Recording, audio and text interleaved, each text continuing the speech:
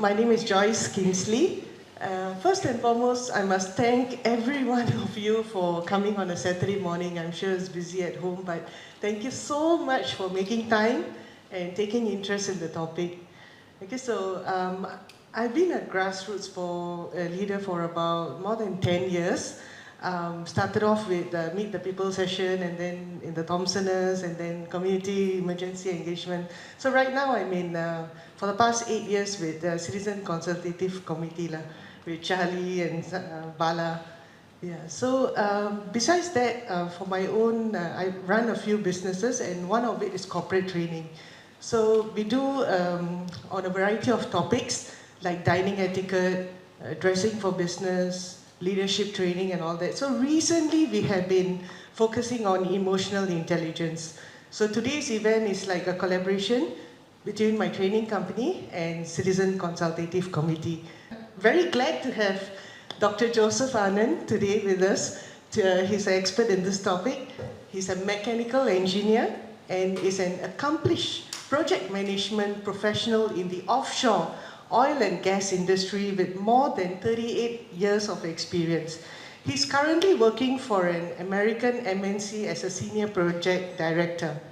He got his MBA in 2013, and his passion for learning got him into a completely different path. So in 2021, he was conferred with MA PPCP, which is actually degree in Master of Applied Positive Psychology and Coaching Psychology. So after his second master's, he continued his research in coaching, psychology, and specifically on emotional intelligence coaching, and was awarded PhD late last year. He's an International Coach Federation accredited coach, and his mission is to bring awareness to as many people as possible on what is emotional intelligence and how it can be improved. He's an engaging, articulate, and effective trainer, transformative coach, and an inspiring public speaker. So I'm looking forward to hear from him on this topic, and I shall pass it over to him without any further delay. Dr. Joseph Anand. Thank you, Joyce, for those kind words. Good morning. Today I'm going to reveal a secret to you. In fact, more secrets than one. You all interested? Yes. Okay, I'm glad to see so many of you on a Saturday morning. Instead of sleeping, you're all so interested to learn something which is a life skill which unfortunately is not being taught anywhere. It's a secret gem that's hidden to be discovered. It's so powerful, it can transform our personal lives, our social life, and the society as a whole and the whole world. So that's something you have to wait for a few more moments. So, an engineer, how did I end up in emotional intelligence? Engineers are known to think logically, calculation, yes, no.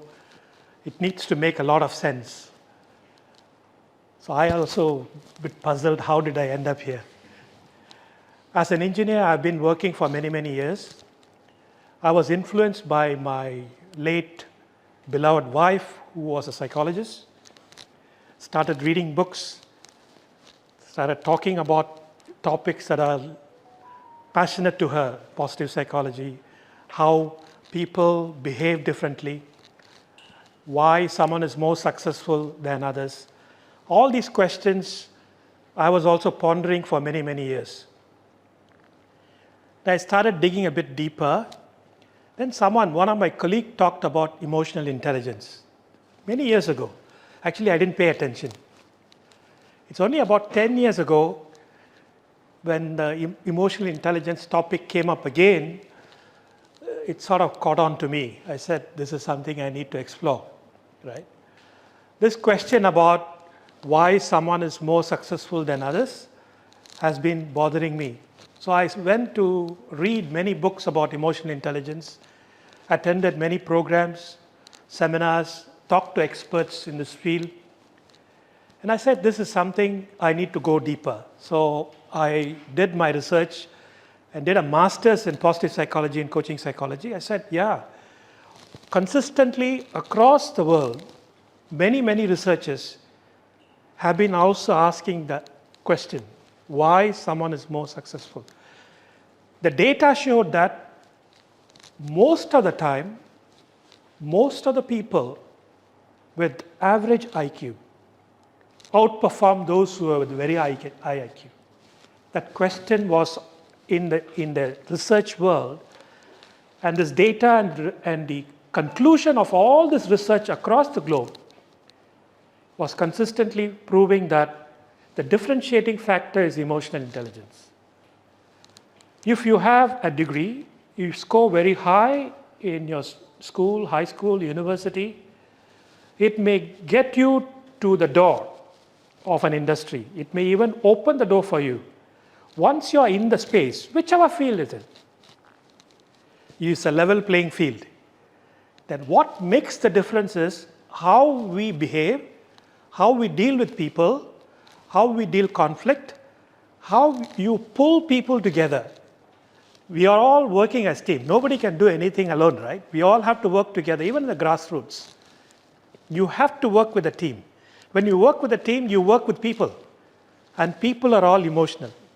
So that is where emotional intelligence comes in. That was the aha moment for me. What is the reason some people who are consistently good and even top class performers academically, but when you look at them, how they actually perform in life, whether it's personal life, social life, or career, why an average IQ person actually outperforms them? The difference is how they deal with people and how they use their emotional intelligence to get the best out of themselves and others. Yeah? So that made me go a bit more deeper, bit more research, and my PhD has been in how emotional intelligence helps people's performance and how you can improve emotional intelligence by specific coaching. You may wish to close your eyes. Take deep breaths.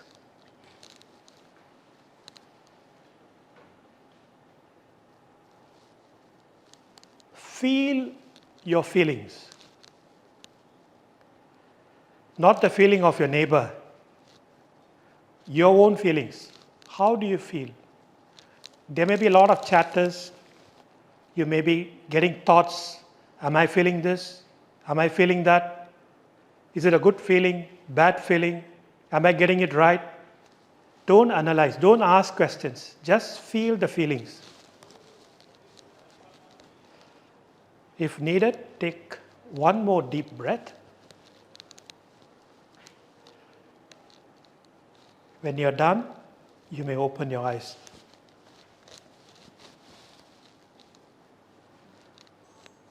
So let me ask you the question again. How are you feeling? Calm. Was it easy to identify your feeling? Yes. Okay. So this small exercise has shown to us we sometimes don't even recognize what is our feeling because there's a lot of chatter, we are distracted, we are not listening to ourselves. And by training, you can actually learn to identify your emotions, your feelings. The most fundamental skill to be emotionally intelligent is to know how you're feeling. What are your emotions? Sometimes you have to calm yourselves down to be able to listen to the inner voice. And that can be learned by practice. If you have the habit of suppressing your emotions, many of us, at least in the Asian societies, we are not taught to express our feelings. Sometimes it's actually taboo to express our feelings.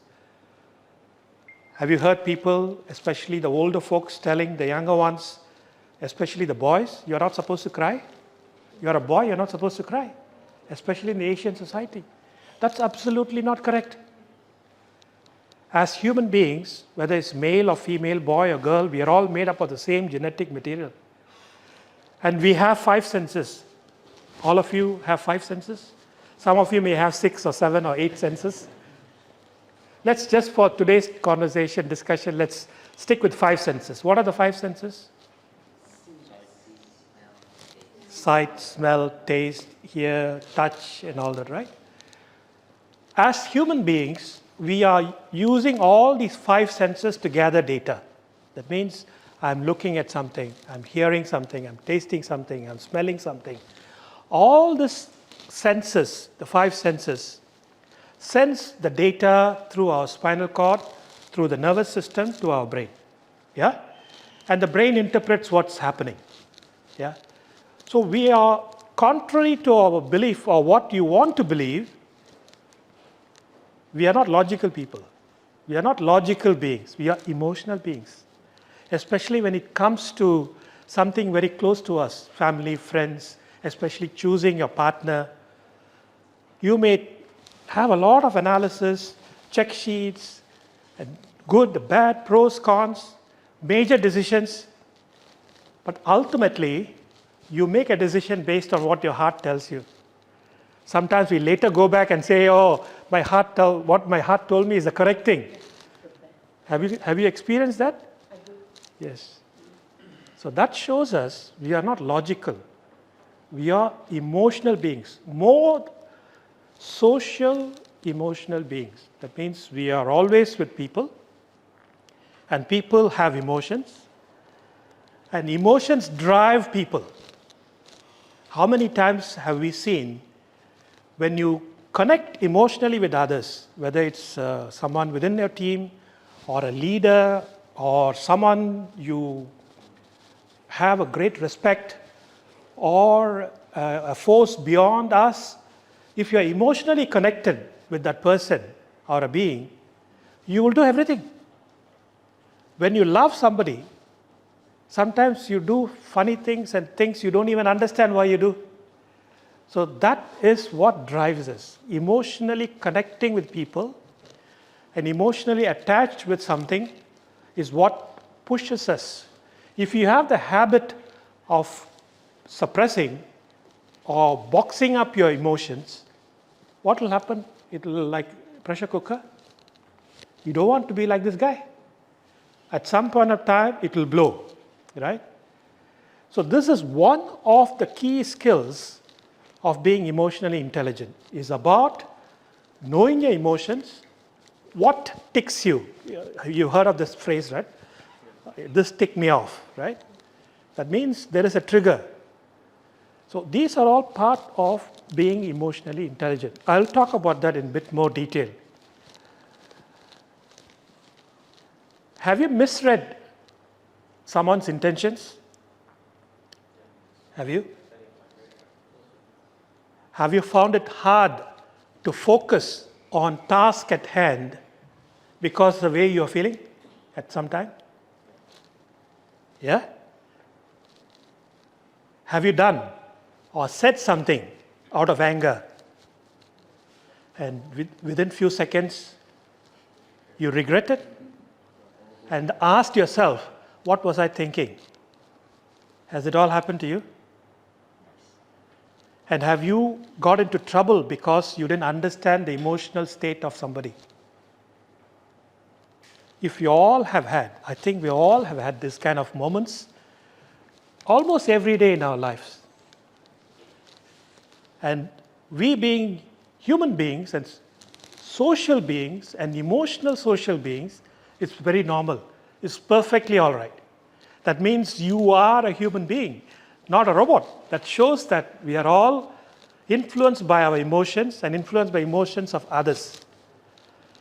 If you are experiencing all this, you should be interested in emotional intelligence. And that's what I'm going to talk about today. Yeah? Emotional intelligence. There are two words, right? It's a kind of an oxymoron. It's contradicting to each other. How can emotion in the extremes, let's say you are extremely emotional, how can it be intelligent? Intelligent, normally what we think is logical and you need to make some reason. So emotional intelligence is an oxymoron. So it's not about being emotional or containing an emotion or regulating your emotion. It's about being intelligent with your emotions. We'll talk about that. Before we explore a bit more, I will get you a bit of a peek. But before that, let me give some credits. A lot of the images and material you're going to see, most of it is done by me, but some of them are done by others who have helped me. So I want to give credit to them. And this one is a disclaimer my lawyer asked me to put. So there are a lot of things I'm going to share. It may resonate with you. You may agree with me, or you may not agree with me based on your experience. But I would humbly request you to just allow it to soak in you. And maybe you test yourselves, whatever I'm going to tell you. If it works, I'm happy. If it doesn't work, don't come after me. That's a disclaimer. La. But I'm sure it will work. La. Yeah? These are all simple techniques and tips I will give. But my intention is to bring awareness to people. This is one of the basic skills we all need to know, especially the young ones. I'm very glad to see a young gentleman here. Your name again? Isaiah. Isaiah. How old are you? I'm currently 15 years old. 15 years. Oh, give him a big round of applause. Anybody in teenage? I see a lot of young. Oh, teenage. yeah. Okay. It's not late to learn, actually. Yeah, it's not late to learn. Okay. What am I going to cover? I will talk about what is EI. I will talk about what is emotion and what is intelligence, how they come together. And there are many, many models. And compared to IQ, emotional intelligence, EQ is a new science. IQ has been there for many hundred years. EQ has been there since the late 90s. It was there before, but it became popular in the late 90s. And as more and more research are coming, there are measurement scales that are being validated. So it's relatively a new science. I'll talk about the different models. Another thing I'll talk about is what is the science behind emotional intelligence. And I'm sure you're all familiar with IQ, intelligence quotient. And I'll talk about EQ versus IQ, and then we'll talk about tips to improve. Yeah, these tips are very simple, but if you are interested to go deeper, that's a different workshop, one-day workshop, where I will help you to measure your EQ, find where the challenges, where the gaps are. That's a one-day workshop. We'll talk about that separately. Okay. Let me ask you this question. What is emotion? Feelings?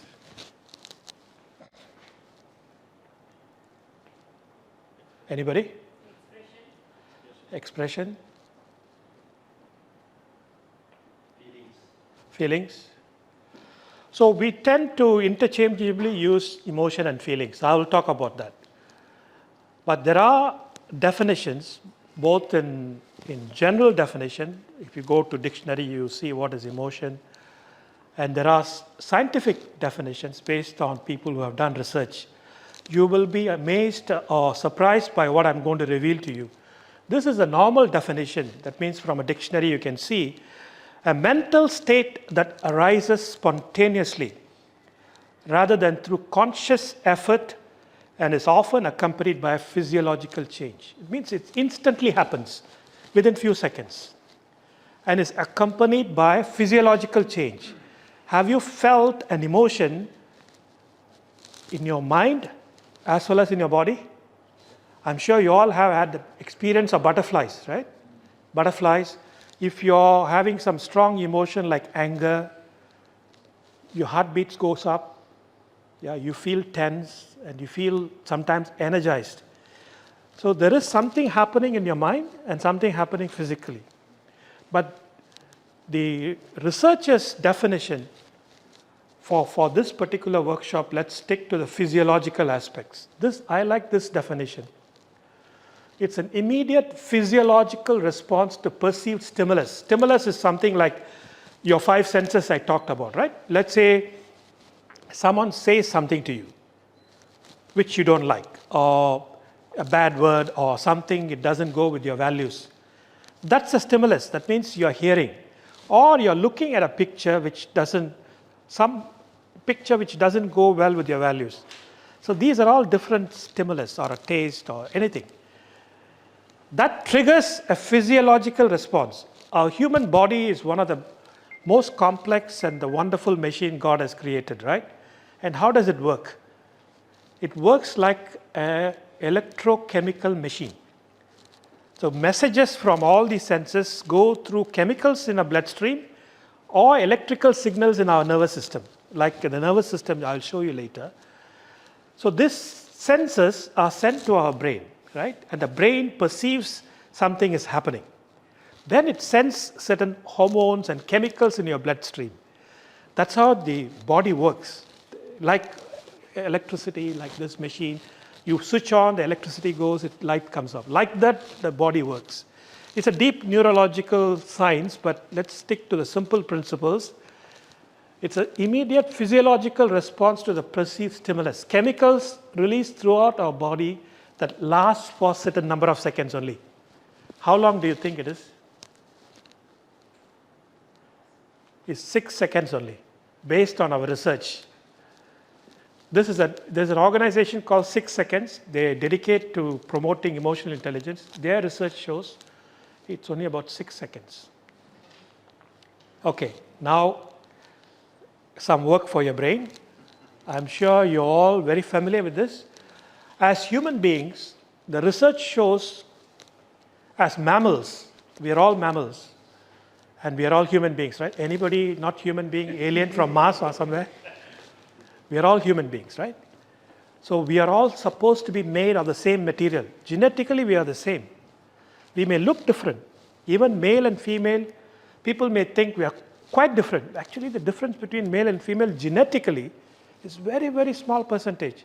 We have different organs, but we are all made genetically and emotionally about the same. So mammals express emotions in certain way. Emotions are expressed by facial expressions, body language, and many other things, like tone of voice and many other things. But facial expression is the most easy to identify how someone is feeling. Yeah? If someone is sad, you can tell, right? Nobody teaches you. When a baby is born, the baby looks at the mother. The baby knows the mother is happy or sad, or baby is happy or sad. You can tell, right? Mothers, you can tell. Did anybody teach you? That comes by our evolutionary genetic carryover from generation to generation, right? So these are all the basic emotions that are expressed on our face. These are all universal. You go to China, you go to Indonesia, you go to Timbuktu, anywhere, or even to tribes where they have not experienced with anybody else, they express their emotions exactly the same way. Happiness, clear? Sadness, fear, disgust, anger, surprise. Easy, right? But how many of us really look at someone's facial expressions to understand what the person is actually feeling? They may be saying something. The body never lies. The body never lies. You can train yourselves to cheat your body language, but not for too long. Yeah? The body never lies. Body always tells as it is. So if you are happy, happiness will be shown. If you are sad, sadness will be shown. Of course, body language, tone of voice, many other things also used to be expressed. But these are the universal basic emotions. Now let me show you this one. Just to test I've transposed some of the pictures. So go to the top left. What is the emotion? Happy. Very good. Bottom? Sad. Very good. Top? Surprise. Bottom? Disgust. Top? Fear. Bottom? Anger. Easy, right? Okay? So you have to practice next time your husband or wife or someone is angry, but actually they don't say that they are angry. Most of us don't say that. How many of us actually say, dear, I'm actually angry with what you said? Do we have the habit of saying that? No. But very good. I think this... Not every but say it out. If not, it's going to be stressful. Exactly. Research shows any kind of stressful situation due to an emotional experience, you identify the emotion and name the emotion, the strength goes down by 50%. Let's say you're angry. Though nobody is around, doesn't matter. You're on your own. You tell yourself in third person, Charlie, you are angry because of this. The anger will go down by 50%. So first, identifying your emotion is the basic thing. That's a self-awareness I'll talk about. These are 6 universal emotions. Robert Plutchik is a famous psychologist and socioanalyst. He came up with the wheel of emotions. He documented hundreds and thousands of emotions. There are primary emotions, there are secondary emotions, there are tertiary emotions. If you look at this chart, let me see whether the pointer works or not. Okay, I think you cannot see.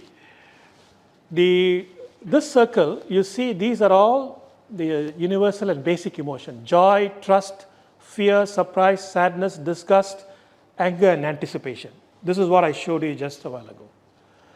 There are secondary emotions, there are tertiary emotions, but 2 emotions together comes out as an expression. For example, you look at joy and trust. You can actually experience more than one emotion at any point of time, many emotions. If you are having joy and you're also trusting that person, it will come out as a love expression. You can't love somebody if you're not happy, or you don't trust a person. Do you love somebody if you don't trust? No, right? So these are very dynamic interaction of different levels of emotion.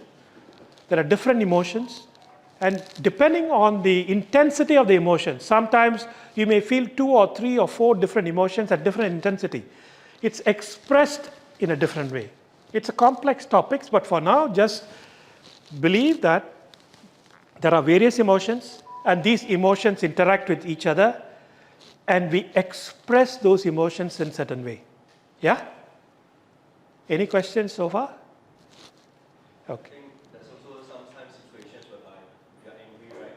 It's not very wise to say that you're angry. Just say that you're not happy, you're not very satisfied or a bit concerned about the statement. Sometimes it's like that. I mean, in corporate world, because when you show and indicate your true emotions, it can actually backfire based on the type of office politics, type of environment.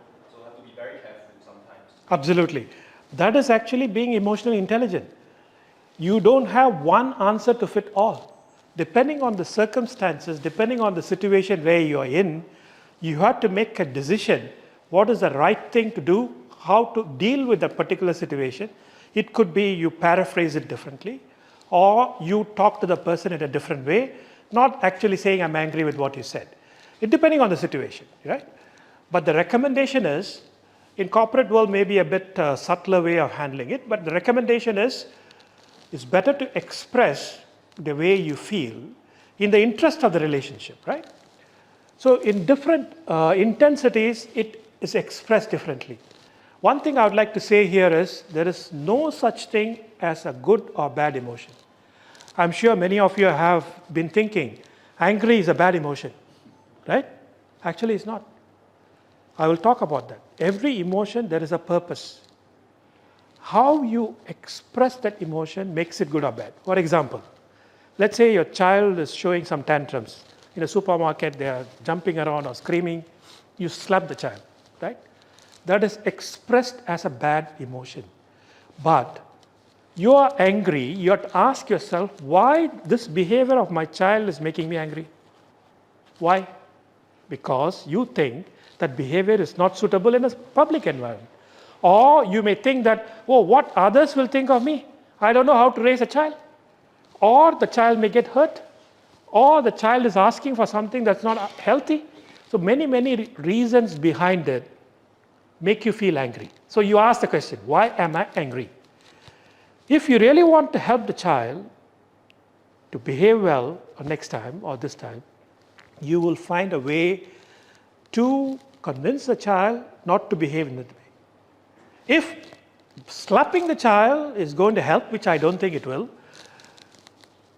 you go ahead and do it.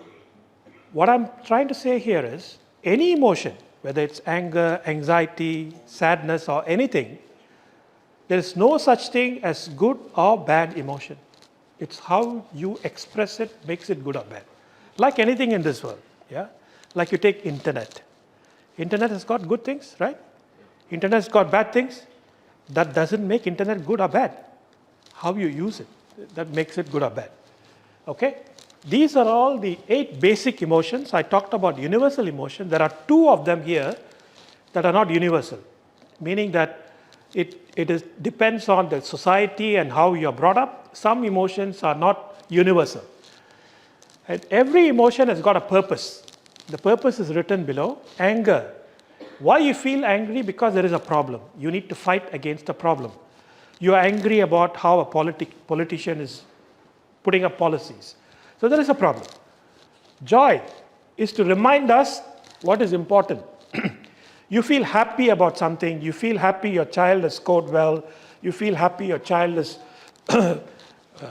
learning a musical instrument. It shows what is important to us. Sadness. Why you feel sad? Why you feel sad someone is sick? Why you feel sad someone is hurt? Why? Because you connect them. You don't feel sad about something you're not connected, right? Disgust.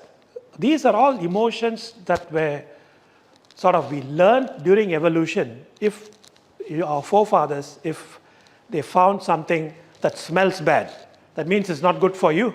It's disgust. To avoid. Fear. Have you heard about this phrase, fight, flight, or freeze? That means you're facing a danger. Suddenly you get energized, you immediately run or fight. 100,000 years ago, our forefathers, when they faced a ferocious animal, right? They have to have certain emotions. Oh, this is danger. This animal is going to eat me. So what happens? Immediately this fear is registered in your brain, in your emotional brain, and the brain sends all the chemicals, adrenaline, testosterone, and everything to your bloodstream to prepare yourselves to fight. If the animal is small and you are big, you will fight, right? Or someone is a big weapon, you think that you cannot fight, what do? Run. So fight, flight, or freeze. Sometimes we freeze, we don't know what to do. So these are all the evolutionary baggage. Our body doesn't differentiate whether it's real danger. Let's say you look at your wife or husband, if you are fearful of them, the same emotion is triggered. It doesn't differentiate between it's a lion, maybe some of our spouses look like lion, but that's a different story. Yeah, but what I'm saying is there are some perceived fears, especially in the modern world, but there are many perceived fears like your boss or somebody or anything, fear of failure as well. So the same emotions are triggered. That means these are all evolutionary baggage. That is why most of the time in the modern world, in current society, people are always under constant stress. There are many perceived threats and the body doesn't differentiate. The body doesn't differentiate whether it's real or perceived stress, perceived threat. So it sends the chemicals. That's why all the time our body is flooded with adrenaline and testosterone, constant state of stress. That's the biggest pandemic or endemic in the world, stress. Do you all agree? Stress is the biggest issue. That's a different topic, is a deep topic, I'll talk about that. So the message here is, every emotion, there are only 8 I'm talking about, there are hundreds of emotions. Every emotion has got a purpose. And you need to know, okay, I'm feeling angry. Why am I feeling angry? You have to ask the question, why? Then you know why you're feeling angry. Then you will address the root cause of the problem, right? And there are 2 of the emotions that are not universal. That means it depends on the society.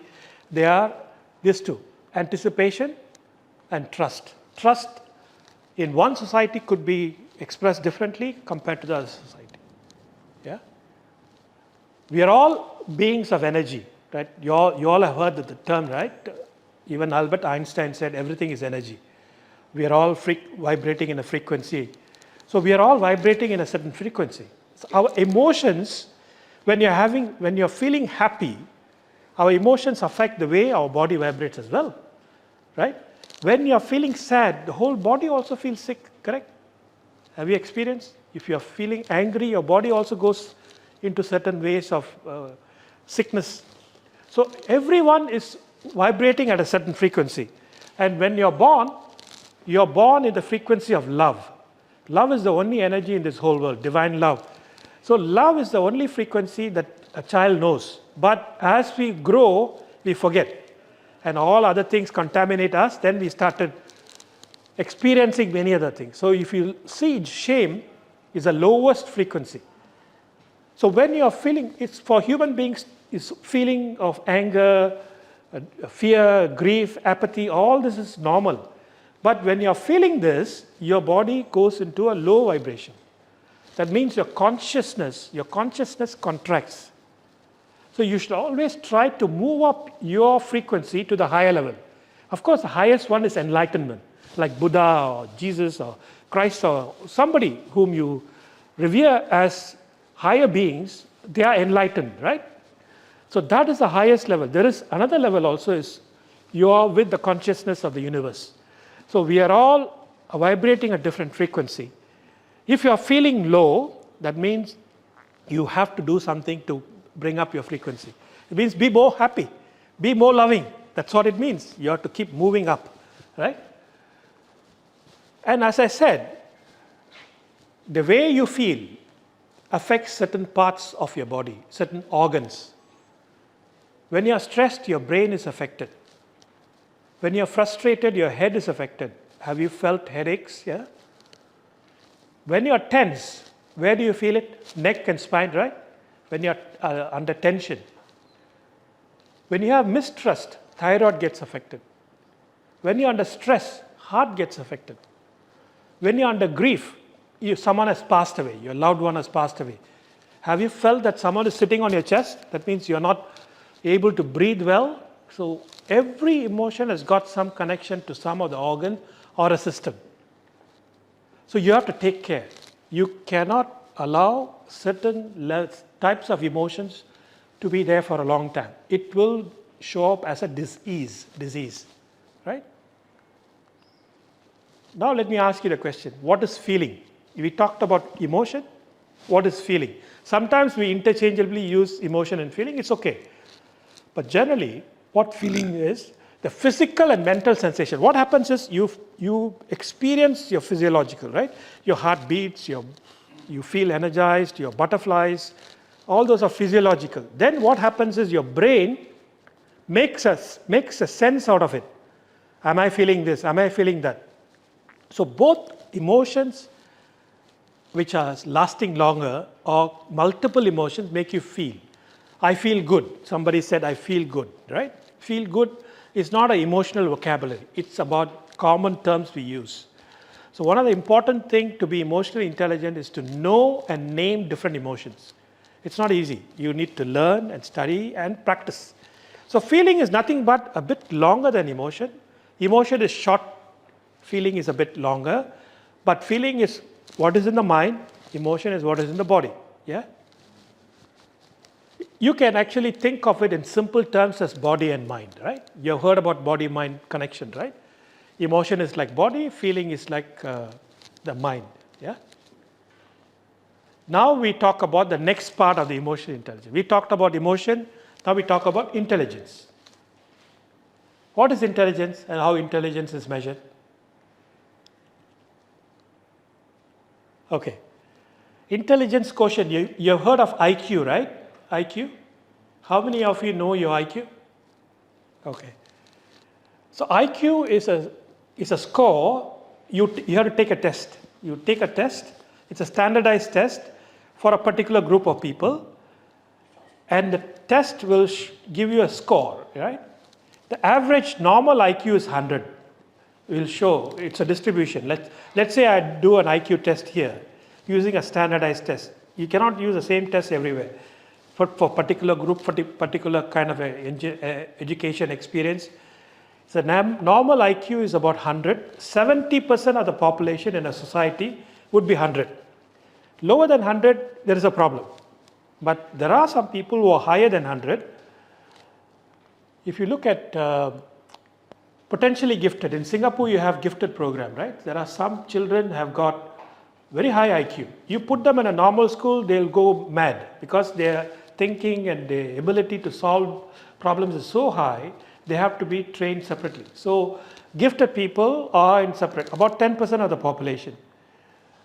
This is how it's distributed. It's a standard distribution, some of you may be familiar. 70% of the population will be about 100. Lower than 100 is a problem. Higher than 100 is superior intelligence. You know these two pictures? Mozart and Einstein. They are off the charts. They are known to be with very high IQ. Now what is EQ? It's emotional quotient. There are scales to measure EQ, like IQ. I've put it similar to the IQ so you can understand. Again, 70% of the population will have normal IQ. We are all born with certain emotional quotient. We are human beings, we are born with certain emotional intelligence. It's a matter of how much or where you are and how to improve. That's the topic we are talking about. These people, Jeff Bezos, Indra Nooyi and Oprah Winfrey, are known to be having very high EQ. They are successful people. You go back and look at many successful people, whether it's politics, business or social or whatever, majority of them you'll find them, they are very highly emotionally intelligent people. Yeah? What is the bad news and the good news? There is a bad news and there is a good news. Let me tell you the bad news first. IQ cannot be changed. If someone is taking money from you to say that he will improve your IQ, forget about it. It can be changed in the early ages. It used to be like 10, 11, 12, until such time your IQ can be improved. But now it's getting lower and lower. After your formative years, IQ cannot be changed. It stays same until you die. But EQ can be changed. It's a flexible scheme in your brain.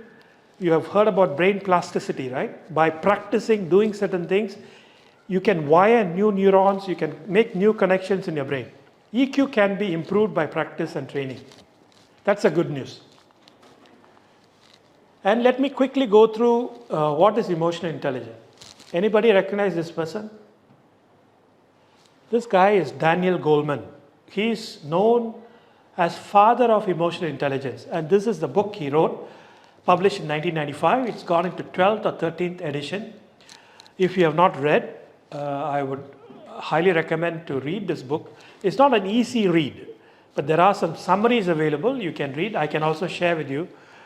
So this person is the one first coined the term emotional intelligence, and he strongly advocated in this book why EQ matters more than IQ. Yeah? And lately in one of the economic forums, World Economic Forum, he said, as I mentioned, once you are in a field, emotional intelligence emerges as a much stronger predictor of who will be most successful than others. Daniel Goleman. And according to him, this is a definition of emotional intelligence. I've underlined some keywords. It's a capacity of recognizing our own feelings. You recognize your own feelings and those of others. Recognizing your own feeling doesn't make any sense because you are not alone in an island. You are living with people, working with people, so you need to also be able to recognize others' feelings. So what's the purpose? Let's say I know myself, I know you, Sam, but what is the purpose? To motivate ourselves and also manage emotions. That means you motivate for the relationship or something you want to achieve between us and between others. That's emotional intelligence. There are some myths and facts. Have you heard of people saying, oh, this person is too emo, too emotional, too sensitive, correct? Emotional intelligence is not about that. It's not about being emotional. It's about being honest with your emotions. Yeah? Many of us try to suppress our emotions or repress our emotions and not show or express them or address them. Emotional intelligence is not about being touchy-feely. If you're too sensitive and if you're too giving in, what will happen? They'll make you like a doormat. They'll take you for granted and throw everything at you. That's exactly the opposite. Emotional intelligence is just the opposite. It's about being smart with the emotions. So what is emotional intelligence? It's about being smarter with emotions and feelings, more aware, being aware. That means all the time you are aware of what you're feeling, what others are feeling, and more intentional. You have to be intentional. It should be intentional approach to emotions and more purposeful. What's a purpose? If you know who you are, what you're feeling, and there must be a purpose. Let's say I'm feeling happy about seeing something or doing something. That means you know that activity or something makes you happy. And we all want to be happy, right? We all want to be happy. Who wants to be not happy? Unhappy, sad? Everybody wants to be happy, right? There are certain models I'll quickly show you. There's something intrapersonal, that means within ourselves. Self-awareness and self-management. And there is something between us, which is interpersonal, social awareness and relationship management. The one on the top can be called as personal competence. That means you gain or improve your competence about yourselves. And the bottom one is social competence. It's clear, right? Know yourselves, manage yourselves. Know others, manage others. So it's personal competence and social competence. This model is by Dr. Travis Bradbury. He came after Daniel Goleman, but he has done a lot of good research. Self-awareness means self-confidence, awareness of your emotional state, recognizing how your behavior impacts others.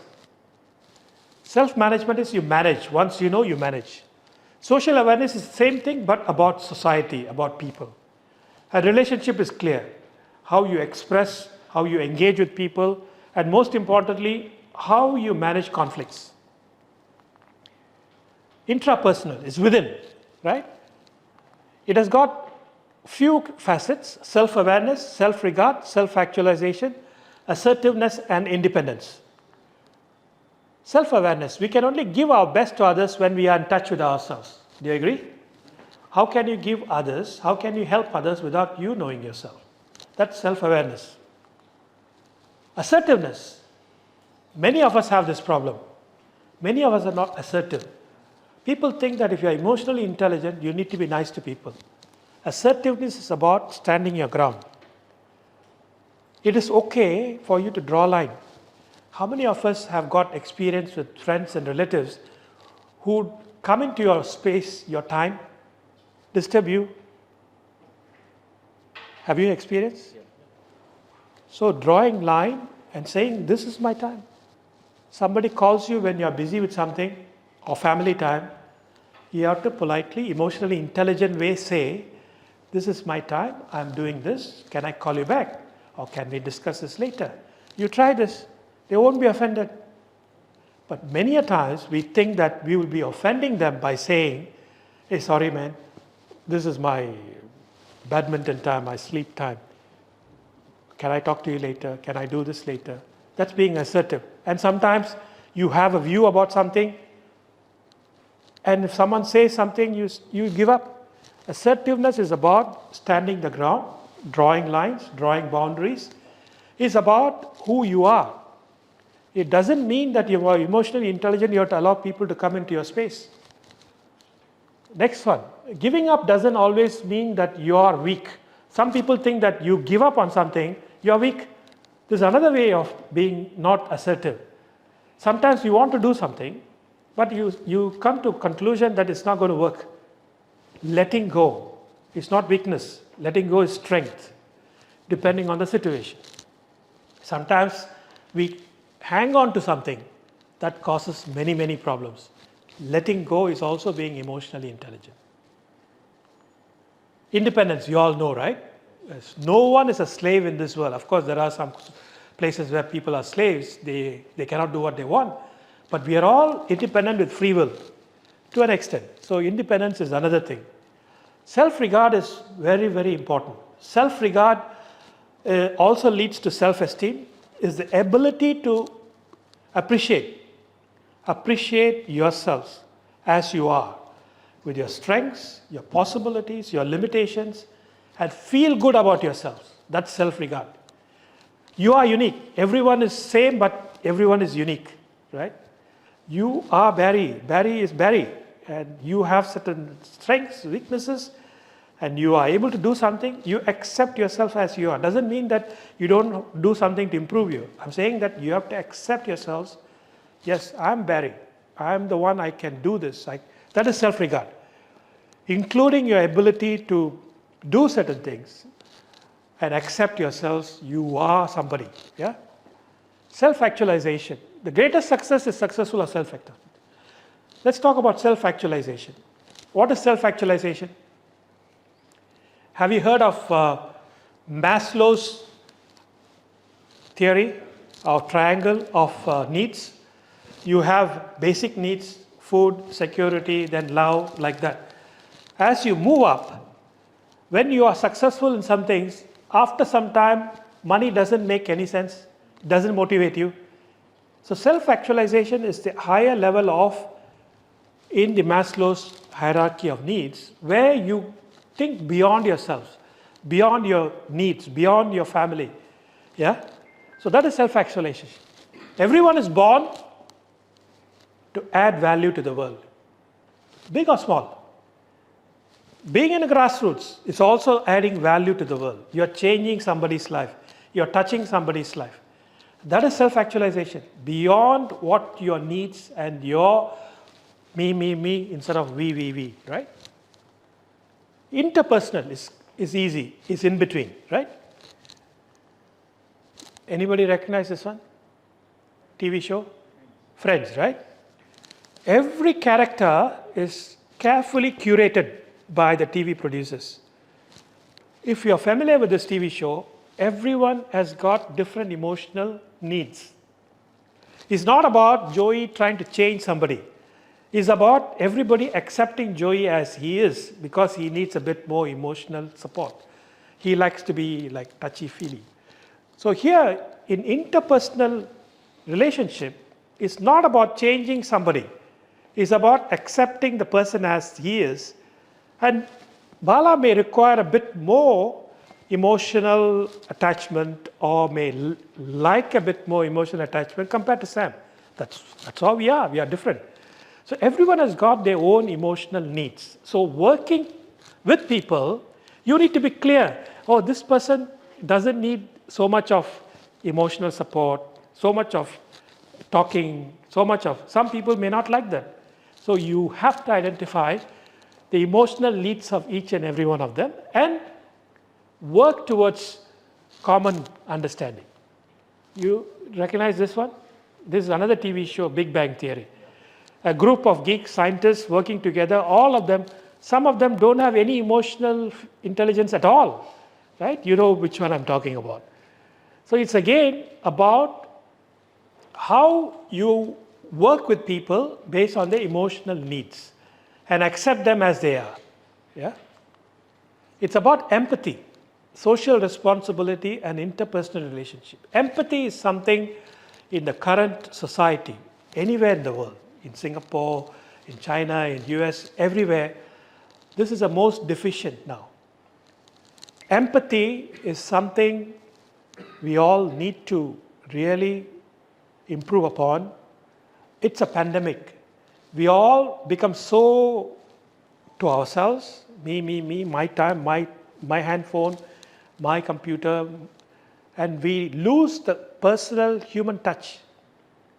You all have experienced people sitting together at a table, they are playing with their phone, and they're not using the time to connect. That connection is empathy. I'll talk about empathy a bit more detail. This is the biggest issue in the society, not only in Singapore, all over the world. Empathize.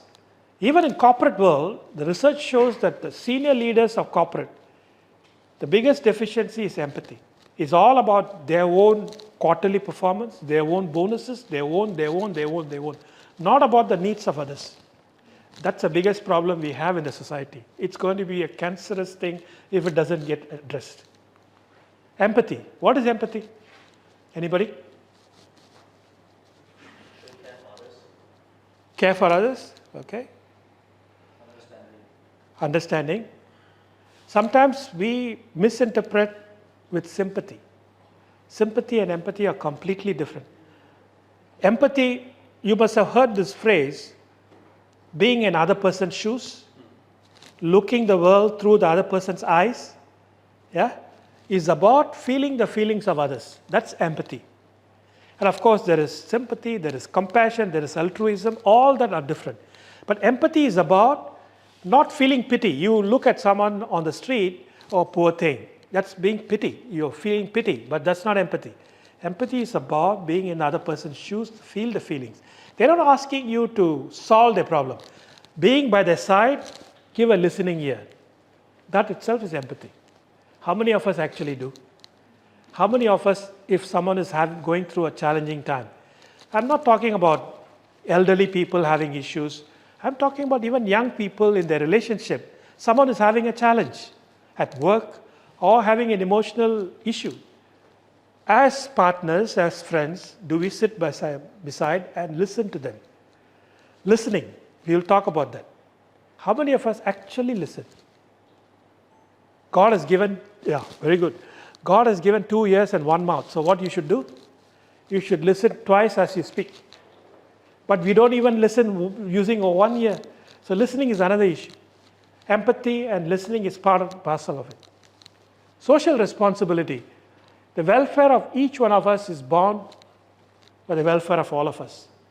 Social responsibility, climate change, an example. What you do affects everybody. You have a social responsibility. We are not here to plunder the earth for our own benefit. Yeah? I'm not saying that you should become a climate activist. I'm saying that you can play your part. That is social responsibility. Whether it's in the environment, whether it's in the CC, whether it's in the place of work, we have certain social responsibility. Interpersonal relationship is about building relationships with people. When you want to build relationship, you want to become a friend with somebody, what do? You just blindly don't go and say, I want to be friends with you, right? You have to build up the rapport. It has to be give and take. Interpersonal relationship is about give and take and inspiring each other, helping each other and being there for that person. And that's how you build relationship, whether it's corporate, social, or anyway, social, in family. Interpersonal relationship now in the family is more important than even the society, because the family has become so small. If we don't build that relationship, what happens? They go to someone else. Yeah, from young age, you need to know how to communicate with your children, your spouse. The frequency needs to be established. You speak in one way to your son, the different way to your daughter, different way to your spouse. Everyone is different, right? That the interpersonal relationship is very, very important. It's about give and take. It's not all take. It's not all give. Sometimes in our society, especially women, they become for others. They dedicate their life for others. What does husband want, what children want, what my mother want, grandmother, in-laws want, and they forget about themselves. It can be in the men also, but generally speaking. So you have to take care of yourself. It's about give and take, not always give. Then what happens? Burnout, right? And you don't take suddenly when you're 50, 60 years old, then you say, oh, all this I wanted to do, I never do, right? So it's about give and take. And most importantly, give and take for what? For the interest of the relationship. Adaptability. You see this picture, there is a common axle in this cycle, right? If one person wants to ride the bike the way he wants, the cycle will not move in front. So you have to know how the other person is riding, then only it will move. So you have to adapt yourselves to the needs of the time. The next one is reality testing. Reality check is about, you may think that something is happening, but it may not be. You have to validate. That's a reality testing. It could be completely different from what you think is actually happening. So you have to validate that, what's happening in a relationship, in a situation, or when you're trying to solve problems. The next one is about flexibility. Emotionally, I'm talking, this shows physical flexibility. Just I wanted to do an illustration. It's about emotional flexibility. Being flexible with your emotions depending on the situation. That means, like our friend was saying, in certain circumstances, you have to behave in a certain way. But that's a norm. That's being flexible. That's emotionally intelligent. In certain situations where you have to be in a different way. In some cases where children and parents, I'm not a parenting expert, but from emotional intelligence perspective, you have to deal and adjust your emotional expression in the benefit of what's happening. Yeah, that's flexibility. And do what you can and where you can and what you have. Many a times we think that we don't have enough resources. Have you heard of the term there is abundance for everybody in this world? People sometimes make you believe that there is scarcity. Actually, there is abundance in this world. If you really want someone to help you, you can find. Yeah? It's about using what you have, where you are, and what you can. Yeah? You try. It will work. Many things we want to do, and we say, oh no, I don't have the resources. I don't have this, I don't have that. Then we say, okay, I can't do it. Right? It's about looking at it from an emotional perspective. Okay, I don't have these resources. Maybe Barry has got. I'll talk to him. That is emotional intelligence. I'm talking not about resources meaning money. I'm talking about emotional resources. Problem solving. In a relationship, there will be always problem. When two people are put together, there's always conflict. Don't think that you love somebody, there will be no conflict. There will be conflict every day. And conflict management and problem solving, there will be problems. And problem solving is one of the key skills you need to learn to be emotionally intelligent. How many of us actually think back how you solved a particular problem? How do you solve the problem? Yes, excellent. So how do you solve a problem? How do you solve a problem? You have to analyze the situation and consider all the possible solutions. Then, taking into the context of the situation, you solve the problem. Very good. I think this gentleman. Let me invite you to think slightly differently. Yeah?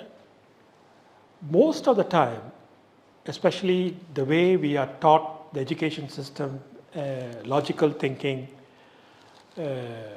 makes us spend more time in analysis, data collection, pros and cons, options. But look at it slightly differently. Most of the time, we don't even define the problem properly. Most of the time, we should be spending in what the problem is actually. You have to define the problem. In corporate world, in some cases, they give a problem and you straight away jump into gathering data and analysis. But you may not even understand what the problem is.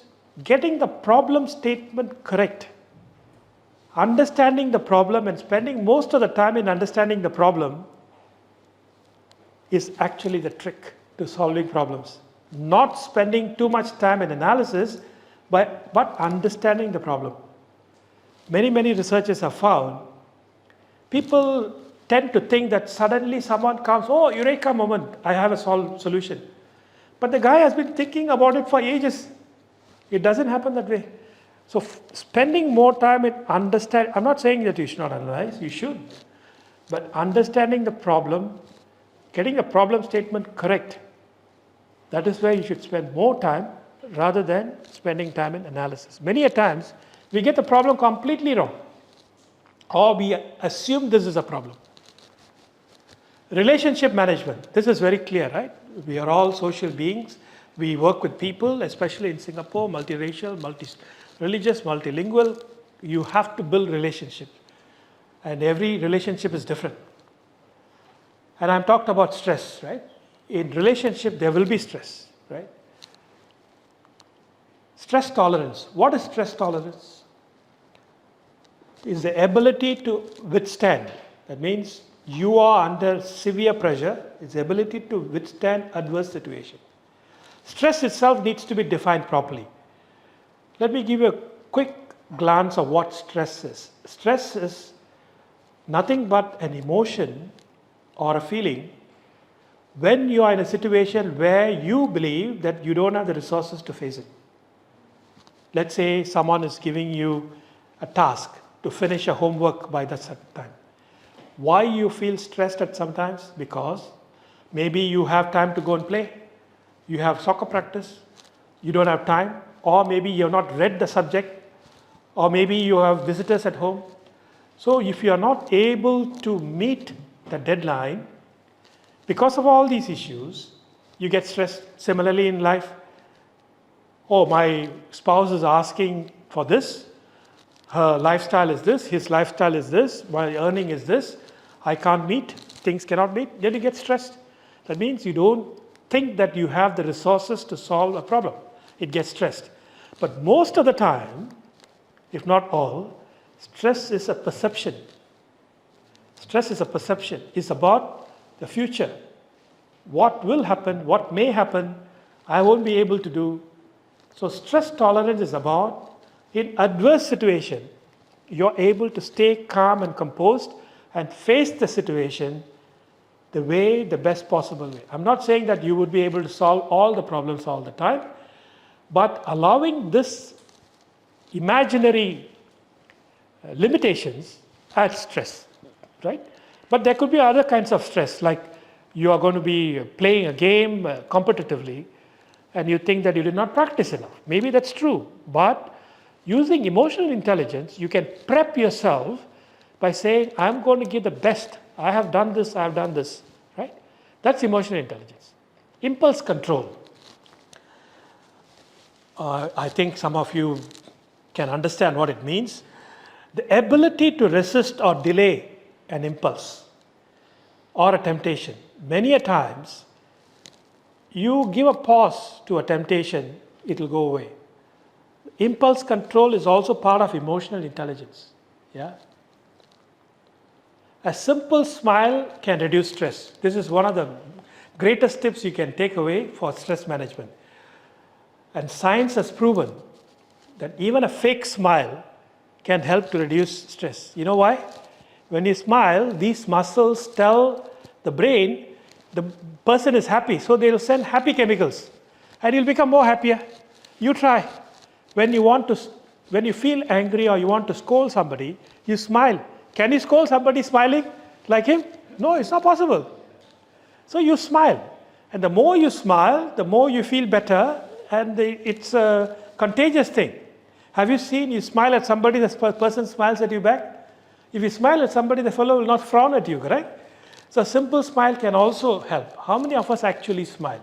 Even in pictures, we don't seem to smile. Yeah? So smile is something which can immediately reduce stress.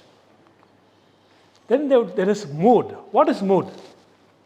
There are two dimensions. One is about happiness, the other one is optimism. You know happiness, right? I have a separate workshop on happiness. It's about ability to feel satisfied. Everybody have got different definition of happiness, right? Feeling satisfied in your life, yeah, with yourselves, with others, and contented and enthusiastic, and you have a meaning and purpose in life. There are many, many aspects of happiness. I will do another program on happiness and how to be happy. And happiness is not a pursuit. You have watched the movie Pursuit of Happiness? The title is wrong. You cannot pursue happiness. Happiness is a choice. Have you seen people with nothing?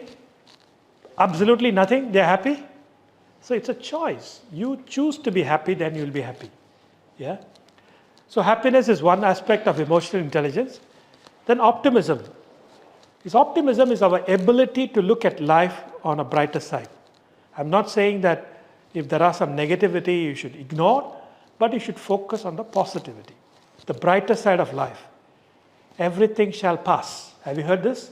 Everything shall pass. Time will heal. Things will change. Change is the only constant. You have heard of all this, right? So, ability to see the world in a different angle. If you see this as a disaster, go there and see, it will be different. Different vantage point, different angle, it will be different. Agree? I put together, now I've talked about emotions, I've talked about intelligence, I've talked about different aspects of emotional intelligence. There are many traits of emotionally intelligent people. I put few of them here. They are not perfectionists. They are not perfectionists. There's no such thing in this world as perfection. Even if you look at your face, you take a picture and look at it. If it is perfectly symmetrical, you look like a robot, right? There is perfection in imperfection. Nothing is perfect in this world. So they know that there is no such thing as perfection. Have you seen people doing until 99.9999%, then only they will do something? Emotionally intelligent people know that there is no such thing as perfection. They understand balance between work and play. They are not completely workaholics. They're not completely playful. They know the balance. They see changes as a welcome part of life. Change is the only constant. Change will happen every day, every moment of your life. They accept change. They embrace change. They are curious about others. It's not about being capo, right? It's not about poking and trying to find out intrusive. No. It's about being curious. Hey, you have been doing Tai Chi. How is it going? For example. Not about you want to go and say, hey, are you doing well or not? I thought your business failed and blah, blah. It's not like that. It's about being genuinely curious about someone. It's also about curious about yourself. How many of us actually know about ourselves? How many of us know our child, know our spouse, know our parents? The older generation, sometimes the communication is like you don't even ask what you like. You think he likes this. You think he doesn't like this, right? So curious about others. You play a game, go back to your family and ask, do you know your father likes which song, the best song, which actor? That's very good. So you need to be curious about others to know them, right? The other one is about empathy. Empathy is something we all need to get better at. It's about feeling the feelings of others, sitting by their side and being there for them. The other important thing is about strengths and weaknesses. I'm sure many of you are aware of your strengths. How many of you actually are aware of your weaknesses? Most. Very good, very good. So that's very important. What are your weaknesses? So you know where you need to focus on.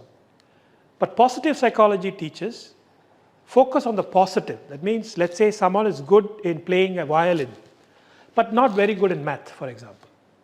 What we do? We go and drill the person in math, trying to make him a math professor. He will fail. I'm not saying that you should ignore completely, but you should know where the strengths and weaknesses are and focus on the positive. And self-motivated. Emotionally intelligent people, you don't have to every day morning kick his butt. No need. Because he is self-motivated. Many of have seen first thing, early in the morning, 5 o'clock, somebody wakes up and runs. He is self-motivated. And emotionally intelligent people don't live in the past. You have to not forget the past, but don't live in the past. And emotionally intelligent people, is very hard to offend them. Have you seen people, whatever happens, whatever you say, they won't be offended. They're not easy to offend. And they maintain boundaries. They're very clear with their boundaries. And they don't react impulsively, but they respond. They don't immediately react to something, but they think through and respond. They are active listeners, and they use humor very creatively, and they focus on the positive. Yeah? Let me quickly run through the science behind it. You know this? Soccer fans? 2006 FIFA World Cup finals, what happened? France and Italy, right? France was doing well, then this happened. Zidane headbutted Materazzi because Materazzi said something about his mother or sister or something. It triggered something. And he headbutted, he was given a red card, and he was sent out, and it went into penalty, and Italy won. And Zidane was going to be crowned as a god of football in France, but this brought him all the way down. So what happened to him? It's something what psychologists call amygdala hijack. Yeah, we'll talk about that. Hijacking something, right? This is our nervous system. Yeah, this is our nervous system. All the signals go to the brain through spinal cord. The signals go to the spinal cord. It passes through something called the emotional brain before it goes to rational brain. It's called the limbic system. So what happens is, if there is a threat, the gland amygdala, which is in the limbic system, like a security guard, all the alarm goes off, red light goes off, and he says there is a danger. What Matarazzi mentioned to Zidane would not have any impact in real life, but the brain, based on the signal, it triggered something, it felt that there is a danger, so it sent chemicals to the body, it took over, it hijacked the rational brain. Our rational brain is in the front. Neuroscience is very complicated. In simple terms, there are three brains, right?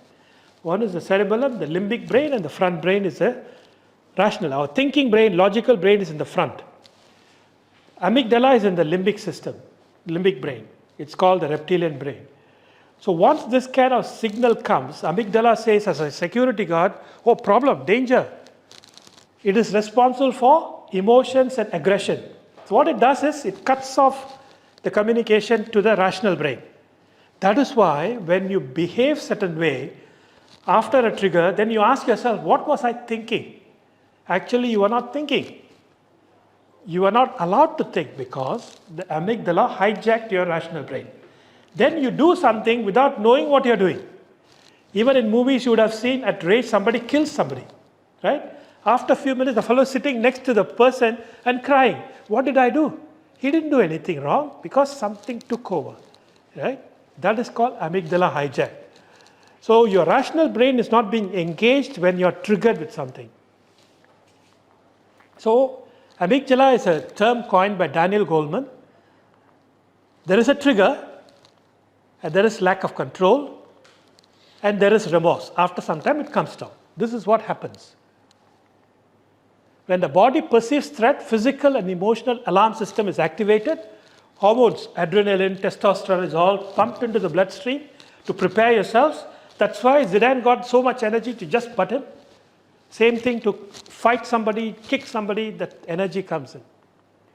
Amygdala takes over the control and hijacks you. This is what happens. A stimulus, when Matarazzi said something, the logical brain is hijacked, then adrenaline, testosterone is pumped into the blood, and what happens? Your blood, your heart beat goes up, more blood goes into your arms, legs, and all those muscles. These hormones produce rage. Then you react. It takes about 20 minutes to calm down, right? So the trick is, how do you deal with amygdala hijack? First, you need to identify, I am being triggered. You are being triggered, right? Then what you do? Simple technique. Take deep breaths. Why?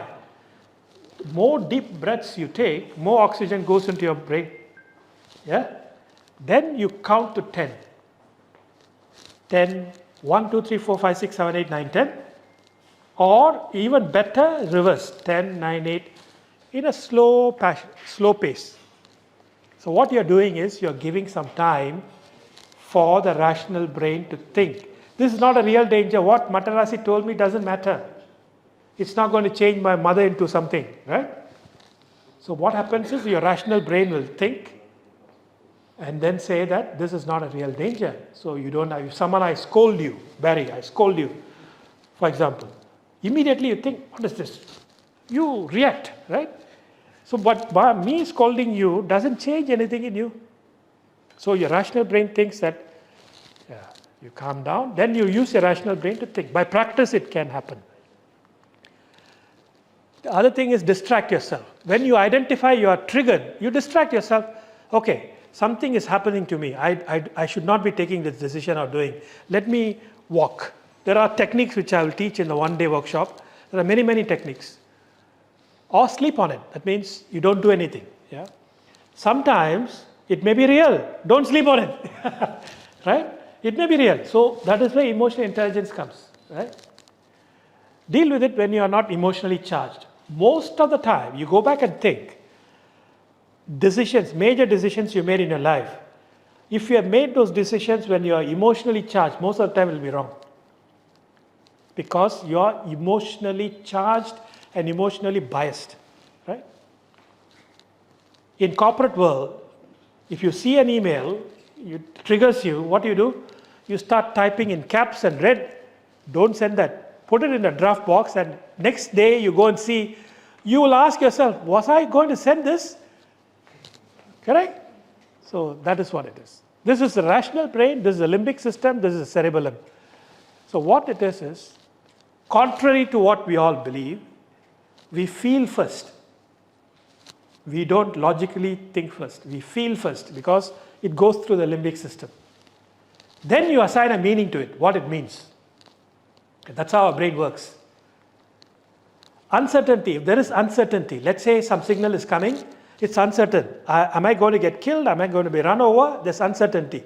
What the brain does is to protect you. It takes the easy way out. It thinks that is a danger. And then shuts down the rational brain. What happens is it diverts all the energy to where the energy is needed to run, fight, flight or freeze, right? When you are in danger, let's say a tiger is in front of you, do you need the energy to digest? No. You need energy to protect yourself, so digestive system energy will be cut off. That's why when you're in stress or fear or something, have you experienced your digestive system will be the first one to be affected? Because the energy is diverted elsewhere. The energy is needed for you to protect you, to run away or fight. Your arms get stronger, your legs get stronger, and it doesn't require to send the energy to the digestive system. Of course, reproductive system is the least. Yeah? When you are in constant state of stress, reproductive system doesn't get any energy. That is why people who are in constant stress don't have children. That's another theory, right? Okay? Okay, EQ versus IQ. Now we look at EQ versus IQ. I already talked about EQ being the number one predictor of success in personal and passionate life. You know this, right? Iceberg? Yeah. Maybe some of you have seen it. What you can visibly see is only about 10%. 90% is submerged. I'm just illustrating here by analogy of iceberg. What I know of you is only 10%.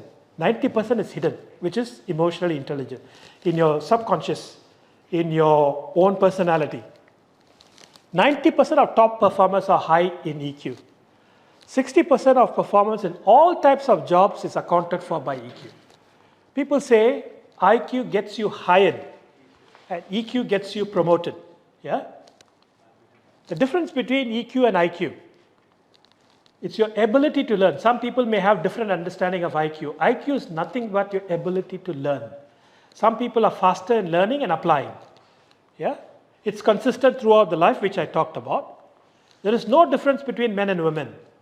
Sorry, women. Men and women are about the same. There's not much different. But when it comes to EQ, women do better based on the evolutionary reasons, right? They were staying back at the kampong to take care of children and elder people. They developed their emotional intelligence higher. But don't worry, men are catching up. Yeah, flexible set of skills. It's flexible. Yeah, can be acquired by practice. Practice. And there is some difference between men and women when based on statistics. Yeah, but lately we see that men taking more responsibility in family and taking care of the emotional needs and children and others, they are also developing emotional intelligence much faster. You can think of EQ and IQ as yin and yang. Yeah? Both are required. Both together makes us who we are. There's another topic which is too much to talk in this short time. I talked about physical. That means you see, you hear something, then it triggers. But the most important thing is our thoughts can also trigger emotions. Our thoughts, behaviors, emotions work hand in hand. In psychology, it's called CBT, cognitive behavioral therapy. That's a deep topic. I won't touch on this one. So for now, you think of all the senses triggering an emotion and being emotionally intelligent about it. But your thoughts can also trigger the emotion. For example, you think of some danger. It can also trigger the same emotions. So we'll talk about that in the one-day workshop. And how? Normally I don't give tips, but this is a bonus. Some simple tips, yeah? Simple tips to enhance EI, very simple. Don't ignore your emotions. If you're having some emotions, don't ignore it. Find out why you're having that. and how you can address it. Identify and accept. Acceptance is the most important thing. Let's say you're angry. Accept you're angry. There's nothing wrong in getting angry. But how you behave and exhibit that behavior is what makes it bad. You must have heard about communication, right? When I'm speaking, my verbal communication is only about 20%. The research has shown when you're talking to somebody, the verbal communication only about 20%, let's say 30%. Rest is all non-verbal.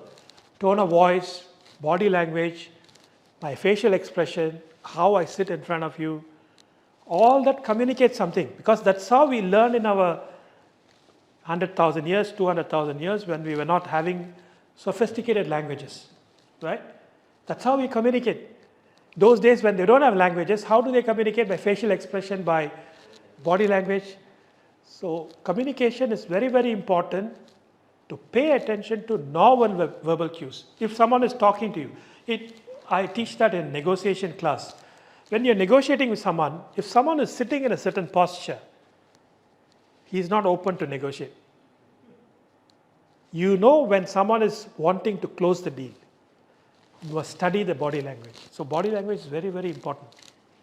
Facial expressions and body language is very, very important. This is the most important thing for especially men. Men tend to be not very good listeners.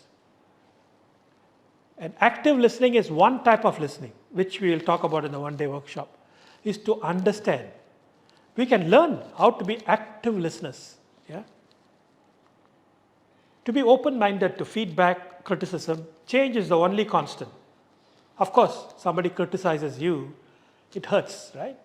But look at it, what the person is trying to communicate. Some of them may be purposely bringing you down. But emotional intelligence is what you need to use, whether the person is saying something which is required for you. Sometimes it may be good. Sometimes the person may be bringing you down. But most of the time, feedback is something we ignore if it comes as a criticism, right? Let's say somebody gives you a feedback, it comes from a person you don't like, for example. You ignore that, right? You think that this fellow is trying to be funny with me. But being open about that, of course, sometimes it can be funny. So you say that, oh, this guy, what he says is right. So open about criticism and feedback is very important. And be curious, we talked about it, about yourselves and others. We need to know about ourselves. What motivates you? What ticks you off? All that we need to know. Be mindful. Have you heard of mindfulness? It's about being in the present moment. Past is gone. It's not correct, not true. Future, you don't know. Present moment is the only thing that's true. So being mindful, intentional living, that is what is important. Moment by moment. Be empathetic. This is the biggest deficit we have in emotional intelligence. Being empathetic to others. First start with your family. First start with your family and extended family. Then you can expand to others. Be kind and compassionate. Kindness is something, again, is deficient. How many of us are really kind? Kind to people whom we don't know. Yeah, random acts of kindness. Yeah, so how many of us really, a simple thing, hold the lift door for somebody, for example. Very good. So those kind of kindness is very, very important in our society. And compassionate. Compassionate is about not only feeling empathetic, but doing something is compassionate. That means you're not only listening to someone, but also trying to do something. That's compassionate. Be positive. I bet if you attend my one-day workshop, you bring any negative situation, I can flip that. Any negative situation can be flipped. The narrative can be flipped. You look at it from a positive angle. It's possible. You may think it's not possible, but it's always possible. Flip the narrative. Okay, now I'll talk about few of the emotions many of us have problems with and how to handle it. Many of them are very simple tips. Anger, pause, right? You pause if you're able to think. Pause until you're able to think clearly. When you're angry, your rational brain is not working. So what you do, you pause. Sometimes you may have to say, give me a moment, right? Or you have to tell yourself, Charlie is feeling, in third person, Charlie is feeling angry. I don't know why. Let me think about it, for example. Simple tricks to regulate emotions. Aristotle said, and many other great people said, as I mentioned earlier, anger is not a bad emotion. It's there for a purpose. Its important thing is how you use the anger at the right person, at the right degree, at the right time, for the right purpose, and the right way. You have to moderate your anger in the interest of doing something. If you're angry with your child or you're angry with your spouse, it's nothing wrong. There is a reason. But you have to express your anger in a way, in the right level, at the right place. Don't go and tell, hey, I'm angry with you in front of 100 people. So it doesn't help. Yeah? So you have to look at anger as a tool to address a problem. Right? Anxious. Many of us are anxious. Why you are feeling anxious? Because you are uncertain about future. Anxiety is always about the future, right? Focus on the present. If you're anxious about the future, focus on the present. What you can do now. Let's say 10 years' time, you are anxious about what's happening. Focus on the now. Be mindful. Rejected. Sometimes you propose something, you get rejected. It's normal, and you feel down. When you get rejected, you acknowledge that, yeah, I have been rejected I have proposed this beautiful proposal and this fellow rejected it. It makes me sad, but you tell yourself, this will not bring me down, right? And redirect your emotion. Overwhelm. Many a times you see a new project, even simple things like setting up the house or cleaning the house. Oh, it's a mess. How am I going to do? You get overwhelmed. But what do? You break it down into small chunks. Organize yourself. Insecure. You feel insecure is about converting that into self-love. Why should I feel insecure? I have this ability, I have this ability, I have a loving family, I have a loving friend. So you divert. It's self-love. Discouraged. Again, be kind to yourself. This is an important thing in relationship. In relationship, you are talking, you are communicating, right? If you have to say something to your spouse, friend, or whatever, close relationship, ask these 3 questions. Does this need to be said? Yes. Then go to the next question. Does this need to be said by me? Yeah? Yes. Next question. Does this need to be said by me now? If all 3 questions yes, go ahead and say it. Right? If one of the questions is no, take your time. Or if you feel that if I don't say it now, I'll regret later, then go ahead and say it. In relationship, it's not about what you want to do or what to say. It's about the relationship. Right? Sometimes, many a times you would have seen or experienced, because you said something, the relationship became very bad. But you don't have to say that. Sometimes you keep quiet. Sometimes you don't want to say something that will hurt the relationship. So these are all some of the things you have to practice. Stress level. Stress is an endemic. Without stress, you'll all sleep. There's a curve again, right? If you're not stressed, you will sleep. There must be some level of stress. As the stress goes up, goes up, goes up, at some point of time, you're overstressed. That means you cannot take it anymore. That is your sweet spot. That means you can stretch yourself, you stress yourself to a level. Beyond that, you will break. You have to take a break. So know your sweet spot, how much you can stress yourself. Sometimes you overstress and burn out. Don't let stress turn you into a jerk. What happens when you're stressed? The people next to you are the victims of no reason. You scold them, you do all funny things, nasty things to them. So don't be a jerk and take it on people who are not responsible. If you are stressed, take deep breaths again. Yeah? Simple technique. There are many other techniques. Choose to be happy. Yeah? Happiness is not a pursuit, it's a choice. Emotional intelligence is not the triumph of heart over head. It is a unique intersection of both. That means you have to use the heart, you have to use the head. Yeah? If you use the heart all the time, you'll be taken for granted. If you use all the time the brain, you'll be insensitive. So it's a balance. Emotional intelligence is not nice to have. It is a need to have. With that, I finish my talk. Thank you very much.